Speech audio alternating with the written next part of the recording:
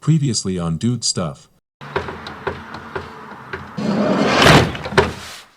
Right, as some of you know, I bought one of the highest mileage, dirtiest Volkswagen T4 vans that I could find on the internet a month ago, and it was definitely a working project.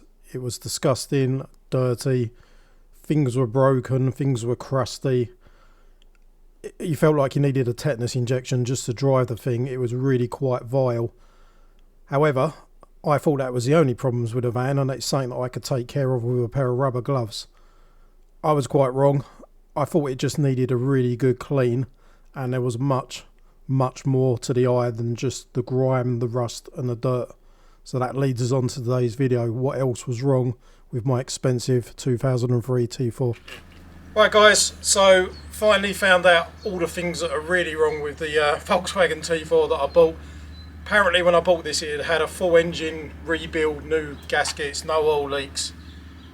And since the first video it has not been on the road. I've owned it for over a month. I haven't used it at all.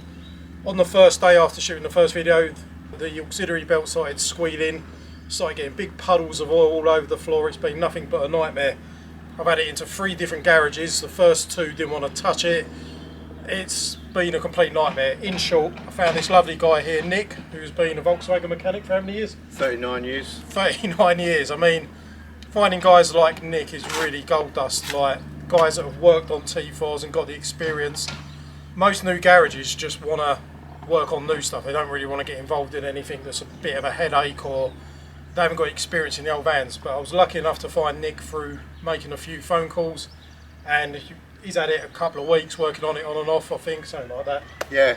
And he's worked through so much stuff. So we've had oil leaks, we've had coolant leaks, so we've done the expansion tank, we've got a water pipe with a bleed screw, multi-rib V-belt tensioner. Yeah, so that was the reason why the belt was squealing, because it was completely seized. He's managed to get it out with a lot of hard work. He's fixed the side door, put new rollers on, welded up, put a new rubber seal on the side door, camshaft oil seal. Camshaft oil seal and diesel pump belt. Diesel pump, yeah, the list has just been extensive. It might still be weeping a tiny bit apparently, but I mean, I think we've come to the end of the road for now. It should be a usable car. It wasn't selecting reverse very well. It's put in all new gear. Is it a gear link? Gear selector. Gear selector in there. So much work's been done that it's now going to be a working vehicle, and I can work on bits as I go. There's a few little niggles. I'm a little bit disappointed with obviously the guy I bought it from telling me. I mean, do you think from working on this out of decent engine rebuild and new? Who knows? it's a bit up in the air. I was a bit disappointed the amount of oil it was leaking and what it's cost me in total. I don't think I would have paid what I originally paid for the van if I'd known the amount of work that it really needed, but we're back at a point where this is what I expected it to be like when I bought it. What I have done is I went on eBay last night and found a brand new lower engine cover under tray with all the fitting screws. So if it does end up with just a tiny little, little drip, hopefully that will catch them. I might be able to park it on the drive finally. But I just want to say a massive thanks to Nick. Really hard to find someone like Nick who's got years and years experience and has worked on a whole bunch of these. So yeah, thanks mate. No worries. Yeah, brilliant work. So just going to run through a few of the bits it's done, and going to hit the road and take it home today. Actually going to be using it for the first time since I bought it, which is going to be amazing. That's your engine mount for this side, and basically underneath there is another bracket that holds the engine support, and then you have to drop it down a little bit to get the bracket off, so that I can play with the multi-rib V-belt tensioner, what was seized. So we've taken that out, put it in the vise, managed to free it up, clean it all up, clean all the rust off it, grease it, pack it with grease, put it back together, and on the back of it is a tensioner. If I can find the old one, and then we put a new tensioner on there. Down the back of the engine is your oil filter, and then above the oil filter is a cooler, aluminium bracket. So the nut on that was loose, so we took that off. You needed to take all that off anyway to get to the multi-rib V-belt tensioner bolts, and then put new gaskets on the oil filter housing that bolts to the engine. Also a new oil seal on the aluminium oil cooler. Tightened that all up. I should imagine that's where, well, I know it's where majority of oil was, because a nut was loose there. And then round this side here, the shaft here Yeah, it's where the oil seal was. It was leaking oil here and then contaminated the actual diesel pump belt. So we put a new diesel pump belt on and a new oil seal in now. This hose here we've replaced because the nut was snapped off doing the bleed. New header tank. Tightened a water clip up down there. It wouldn't select reverse gear very easily. It was very hard to do that. And I found that somebody's modified this. I don't know why, but so we put another second-hand one of them in, and you can select all the gears now. So happy with that, and it's all greased up and everything.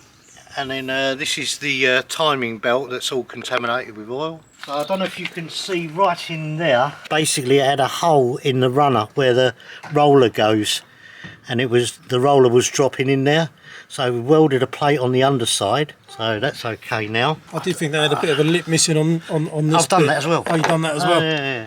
So basically I've fabricated this plate here because that was all rotten and missing, which holds the rubber seal on, and that's all been welded on. Probably stops the roller falling out as well. Well, no, the roller goes right back there, so that's all right, yeah. That's new seal, right? And it's bloody split it already. So that took me ages to fabricate this, because it comes down, goes in, and then drops down. Without stripping it down, it's difficult to say exactly where that oil's coming from. Right, so we've still got a little bit coming there. A little bit, yeah. Do you think the tray will come as far as it? Yes, it does, yeah. It comes underneath it. What it does, it clips up there, right? It clips at the back there on them rubber mounts, and then it comes from here also. So it should cover, it should catch it'll some cover of them all that, yep, and then all that. Maybe if we want to look at that later, it could... Yeah. Just a little bit there, should we say? But I don't know if that's being blown across there or what. You see what I'm saying? Yeah. When you're driving, it can blow. There's still remnants of oil underneath it, but I wouldn't really worry about that. I think if I remember rightly, I checked it over and it's got new brake pads in it. They're definitely uprated front shocks on there. Yeah, they're uprated for suspension wise. But it's not dripping, you know what I'm saying? It's just I did wipe it off when I took it for a drive. Hopefully the tray will catch that and it won't be anything significant. Yeah, 100%. Brilliant.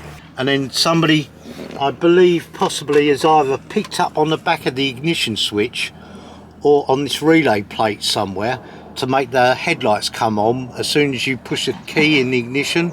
There's something weird going on, which it's got the push button start as well, isn't it? Yeah. Somebody's possibly had a problem with the ignition switch, I reckon. Yeah, because they're quite common, ignition switches. Right. At any time your fuel gauge and temperature gauge messes around, they don't come up, Basically on the back of the dash, there's normally a dry solder joint, which I know about, working from Volkswagen, so... Yeah, no, that's brilliant. Okay. Mate, thank you so much. No worries, thank you very much. Yeah, we enjoy the vehicle that I've had for like 5 weeks and not... Oh, it drives really well. I'm surprised. I should imagine somebody's like done something to it. It's been remapped apparently. Remapped, yeah. Sure. It was 102 brake 2.5 anyway. Mate, so I imagine it's more than that now. It's definitely more than that. Yeah. Brilliant. Right, guys, it's been about 3 or 4 days since I got the van back from the mechanic. Most of the oil leaks have gone. However, I found a very, very small water leak, which I'm going to get fitted hopefully on the same day soon. It's good enough to drive about. I've got the water pipe, I've got the engine under tray cover. That's all ready to go on. He's going to do that in one go, hopefully in the next couple of days. However, been working really hard on the inside of the van, so let me show you all the bits we've done inside. Now, let's run through all the things that I've done. I've acquired a dog, a random dog. So all the seats have been cleaned, everything has been cleaned thoroughly. I don't know if you remember the old disgusting gear knob that was on there before. Now I've got this beautiful Wolfsburg edition gear knob. Even little details like here, I've sprayed the gator black, so there's no chrome at all.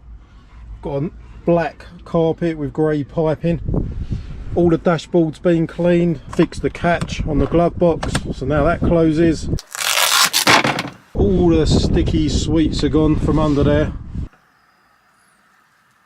And I've got a little bit of like rug liner that I've cut to shape. The rear view mirror with the HD cam on it, I fitted that to an actual universal suction mount mirror, so that's all up properly now. I've hacksawed the dashboard up and got this huge 9-inch Android, which I'm going to do a separate video on soon, but that's all connected up to everything in the van. Coming around to the driver's side. Don't know if you remember before, the door cards. Absolutely lovely. Don't even want to hazard a guess at some of the stuff that's on this van. It's absolutely gross. They were absolutely disgusting, so all the door cards have had a thorough clean. I've installed these Rockford Fosgate speakers in the door. I've ordered the screw for the fuse box holder, but for the moment I've just cable tied it up. All the dashboard's been cleaned. Got these air vent, air fresheners, more dashboard mats. It just looks sick. All the seats have been cleaned. Thanks to Carrie, I've had this leather steering wheel cover stitched on. Wolfsburg edition badge over the old faded Volkswagen one. Steering wheel's looking much neater now with a new leather steering wheel cover. Matching Wolfsburg edition badge in the centre there. It's just a much nicer place to be now, and I don't feel like I'm going to need a tetanus shot to drive it. Loads of little things I've done, like new LED bulbs up here and lots of little bits that you probably can't see. Right, same story in the back, guys. Everything's had a real good clean. Although it's still a little bit of a grubby old van, it is just such a cleaner, nicer place to be. Don't know if you can see there, I've installed 4 big bright LED lights that all turn independently. These are really bright at night time, just really handy. You just click them on and off there whenever you open the door. Seats had a really nice clean. I've just figured out that this folds flat and then folds forward, so I can easily get motorbikes in here or use it as a day van for camping. You know, all the carpet's been cleaned. Oh yeah, and finally, I'll talk more about this when I do the one on the video on this head unit that I fitted, but got an 8-inch Phoenix Gold under seat sub and Pioneer amplifier, and Gabby's enjoying herself coming out in the van. Just compare a little before and after of how this looked when it first turned up. In the original video, where the back of this seat in the original video was absolutely covered in gunge, that's looking way cleaner now. It's just a really nice place to be now. It's getting to the stage where I'm enjoying driving it. Still got loads I want to do to it. Right, so this is the under engine tray. The majority of the oil leaks are gone. Most of these, as people know that have had these, they are renowned for oil leaks, so it is what it is. Like, I might get to the stage where I've got absolutely none, but I've got the odd one drip like once every few days, which is nothing. One of these for the moment. Just going to fit this big under engine tray.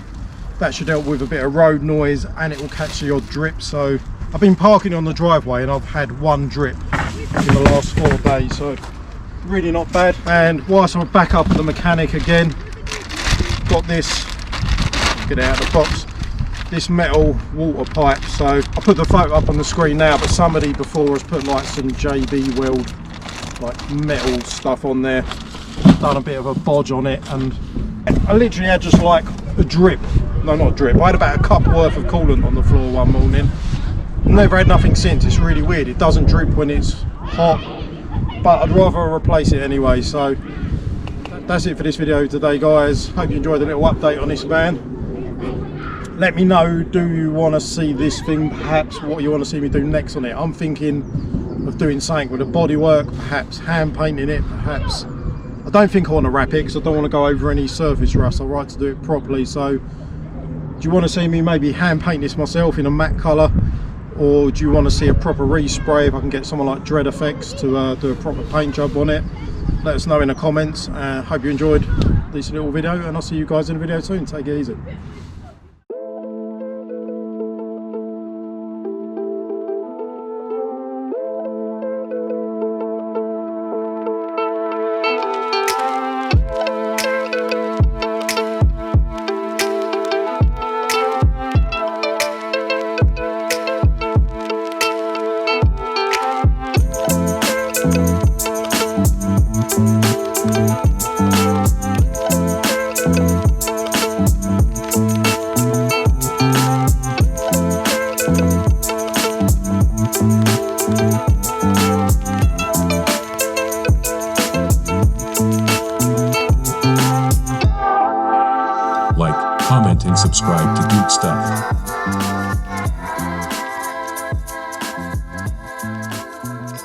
it.